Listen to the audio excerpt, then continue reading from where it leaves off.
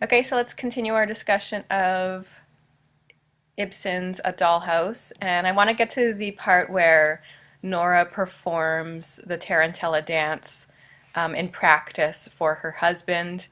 But the events leading up to that are also important. So at this point, she has confronted her husband multiple times now to try to get Krogstad his job secured at the bank. And her husband is defiant that he is not going to keep Krogstad in the bank because for one, he says he's immoral, but even more than that, he has a petty reason because Krogstad doesn't appreciate or acknowledge Helmer's authority and calls him by his first name. So it's something as superficial as that is causing Helmer to not like Krogstad.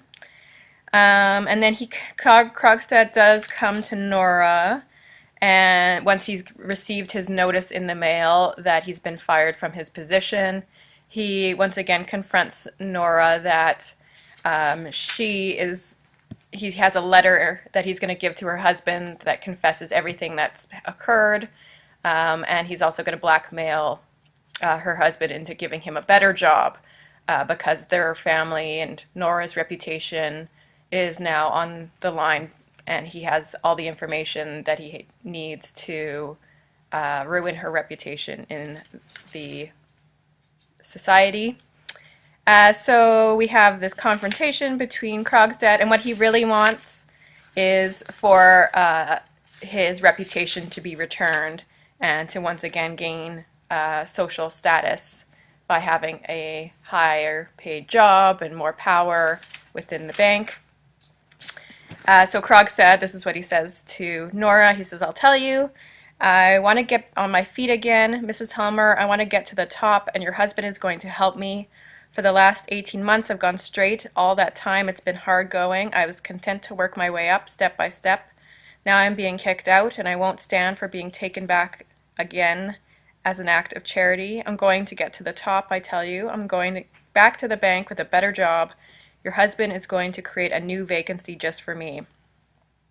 He will do it. I know him. He'll do it without so much as a whimper, and once I'm there with him, you'll see what's what. In less than a year, I'll be a right-hand man. It'll be Niles Krogsgaard, not Torvald Helmer, who'll be running that bank."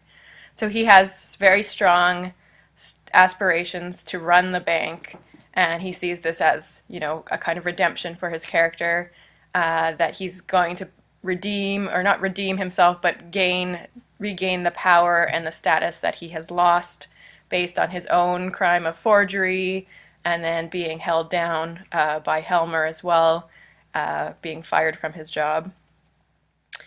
So Krogstad's holding this letter over Nora, kind of threatening her that, if she doesn't, she has really no choice in this matter. She's going to give the letter to her husband, and that information is a way to blackmail Helmer into giving him this promotion, this new job. And eventually Krogstad will leave the letter in the mailbox, and Nora is scrambling because she knows what's in that letter, reveals everything about what she's done, the loan she's gone behind her husband's back to get, and being blackmailed by Krogsgaard and all this stuff like that. So, Krogstad, sorry. And so she has to sort of scramble to distract her husband long enough that Mrs. Lind, Christine, can help get Krogstad to ask for the letter back so her husband can't read it, and then save their reputation that way. So it's all about Christine intervening with Krogstad in order to make things good again. Getting that letter back is integral, but also now Nora has to distract her husband long enough that he won't search into the mailbox and have this big secret or her deception revealed. So what does she do to distract her husband? She convinces him to help her practice this tarantella dance that she's agreed to do at this costume party. So there's this festive costume party taking place that evening, and she's preparing her dress, which is all in tatters. So there's some madness inherent in this tarantella dance, the history of it. So if we think about the history of the tarantella, if you look it up on the internet, it explains how the origins of this dance are from Italy, which is where Helmer and his wife went down south when they were doing the restful retreat, which saved Helmer's life. So in Italy, Nora had learned this traditional Italian dance where women sort of take up a very kind of wild, hysterical, passionate dance, and it was originated in this idea that, they were bitten by a tarantula or a spider, and then it caused this kind of manic dancing all hither and thither, all over the place. So we have to watch the clip of the dance scene because it's very, you can imagine performing the role of Nora. This would be, one of the key scenes, the most dramatic scene really for her character, because it does kind of also become a symbol of her losing control over her life. The manicness of this whole world crumbling down around her, her kind of web of lies as well, related to that spider, tarantella, name of the dance. But it could also have another connotation. So you'll listen to her husband kind of guiding her, giving her orders through the whole dance. You're not doing it right, calm down, control yourself, and she just lets loose and goes wild, right? So there's also a kind of subversive, challenging aspect of this dance that could be related to a defiance of oppression. So her husband, if we think of him as a kind of oppressive force in her life, very controlling, domineering, dominant, this dance kind of represents Nora coming out, breaking, defying some of the rigid constraints in her life that have defined her up to this point. So the dance is really her kind of breaking out, breaking loose, and also that passion emerging, that manic energy coming to life. So we'll see that. And throughout the second act, you do get a sense that, everything is falling apart for Nora. Her dress is in tatters. She has to sew it back together. The Christmas tree is all sort of withered, and she's just scrambling herself. So there's a lot of signs or little hints that, she had built up a beautiful, house, and everything around her looked perfectly, but things are starting to show a kind of stress or strain, more weathered and beaten down. Her life is really falling apart at this point in the play. And then we see this sort of climactic moment of the tarantella dance represent her own inner self coming to the surface, right? So her inner conflict coming up to the surface and expressed through this very physical dance, and how it represents both a loss of control, but also a kind of defiance of her husband's authority and control over her life as well. So it kind of has both a positive and a negative connotation for Nora, as a defiance of patriarchy, but also could be read as, a more manic, her step closer to madness, losing her mind, or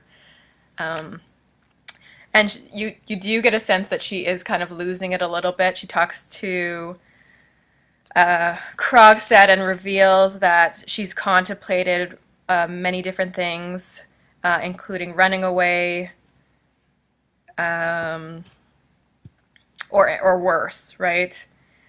Which meaning she might be, even considering something like suicide, throwing herself off a bridge, or running away, abandoning her family. All these kind of things are running through her mind because she's pretty much believes that she's ruined her marriage, and she thinks she's ruined her husband's reputation at this point, and even all her series of lies has maybe even a negative effect on her children, from what Helmer has convinced her. So she is contemplating leaving or killing herself, basically. So she's on the brink of breaking. This is a breaking point for her. And the tarantella dance really kind of brings this crisis to life. Okay, so let's watch the tarantella scene of the film. Did you see that letter? There. The letterbox. Yes, of course I can see it. The letter's from Croakstar. Nora! It's Croakstar who lent you the money. Yes, and now Torvald will find out everything. And believe me, Nora, that'll be best for both of you. There's more to this than you know. I wrote a false name, and for heaven's sake, I just want to say one thing, Christopher. You must be my witness. Witness? What am I to... If I go mad, which might easily happen, Nora, or if anything else should happen to me so that I couldn't be here. If you're out of your mind. And if there was someone who wanted to take all the blame onto himself, do you know what I mean? Yes, but what I want you to be my witness that it's not true. I'm not out of my mind at all. I am perfectly sane now. And I'll tell you this. No one else knew anything about it. I did it all myself. Remember that. Of course I will. I don't understand a word of this. Oh, how could you understand? It's the most wonderful thing that's going to happen now. The most wonderful thing? Yes. The most wonderful thing. But it's so terrible. Mustn't happen. Not for anything in the world. I'm going to go straight away and talk to Croakstar. Oh, no. Don't go to him. He'll only do you harm. There was a time when he'd have done anything in the world for me. He would. Where does he live? Oh, how should I know? Oh, no, yes, here's his card. With the letter. Nora? Yes, what is it? Why do you want me? Don't be so frightened. Not funny. You're blocking the door. You're still trying your costume on? Yes, I am. Trying it on. I'm going to look so lovely, Torvald. He only lives around the corner. Yes, but it's no use. There's no hope for us now. The letter's in the box. And your husband has the key? Yes, always. Well, Croakstar must demand his letter back unopened. He must make some excuse. No, but this is the time when Torvald always reads. Put him off. Go into him. I'll come back as soon as I can.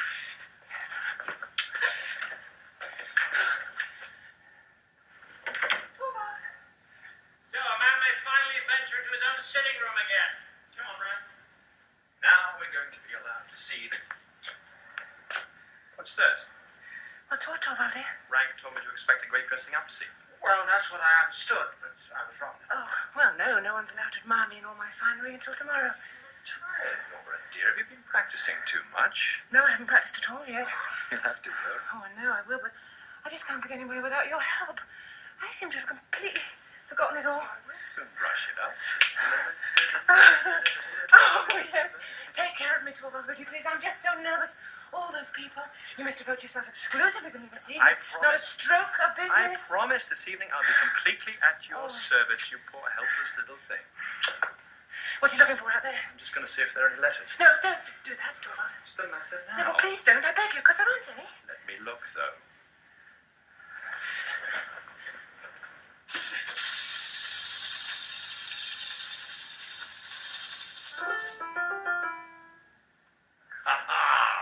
I won't be able to dance tomorrow unless I practice with you now. Nora, are you really that nervous? Yes, I am. I'm terribly nervous, so please sit down and play for me, Torvald. Instruct me, as you always do. Pleasure, with great pleasure, if that's what you want.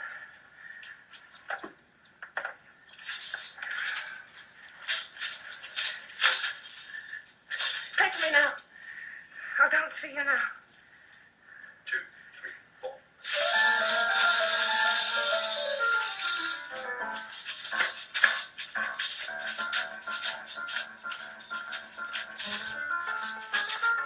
Slower, slower. Not so violently, Nora. This is the way it's got to be. No, this won't do at all. I told you so, didn't I? Let me Yes, do that. Then I can instruct her better.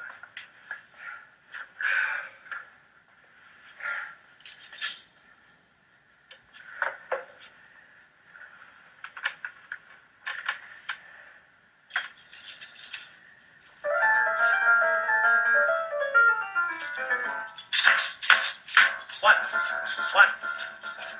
Slower, much slower. Feel the music. Race, round, chin. Raise,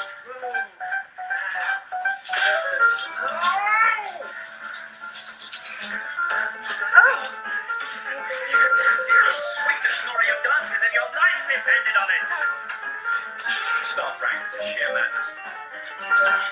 Stop, I say! I'll never have believed this. You've forgotten everything I've taught you.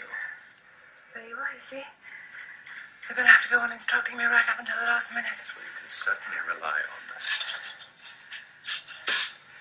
You mustn't think about anything but me all today and all tomorrow. You mustn't open a letter. You mustn't even open a Oh, letter you're box. still afraid of that man! Well, yes, that too. No, but I can see it in your face. There's a letter lying from him there already. I don't know. I think so. But you're not to open it, Torvald. Nothing ugly must come between us until tomorrow, when it's all over. You shouldn't argue with her. The child shall have its way. But tomorrow, after you've done, Then you'll be free. Dinner is served, ma'am. We'll have champagne, Elena. Very good, ma'am. banquet. Champagne banquet till the break of day. And some macaroons, Helena. Lots and lots of them for once. Now there's no need for this fear and wildness. Just be my little skylark as usual. Yes, I will. But just go in now. And you too, Dr. Rick. Christina must help me put my hair straight.